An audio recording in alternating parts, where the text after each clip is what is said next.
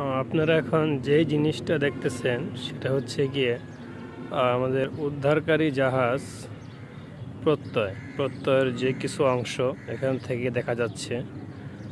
আমাদের দেশে launch, steamer, জাহাজ যদি কোনো যানবাহন নদীতে ডুবে যায় সেগুলিকে উদ্ধার করতে আমরা এগুলিকে ব্যবহার করে থাকি।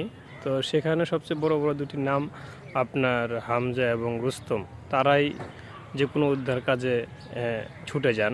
যদি তারা উদ্ধার কাজ সম্পূর্ণ করতে না পারেন, ব্যর্থ হয়, তখন এই প্রত্যয়কে শেষ মুহূর্তে নেওয়া হয়। যদি তারা হামজা, রুস্তম ব্যর্থ হয়, যে কোনো লঞ্চ বা জাহাজ বা কোনো নদীতে কোনো কিছু পড়ে গেলে যদি তারা উঠাইতে ব্যর্থ হয়, তখনই শেষ সময়ে এই প্রত্যয়কে ব্যবহার করা হয়। এটা খুব শক্তিশালী।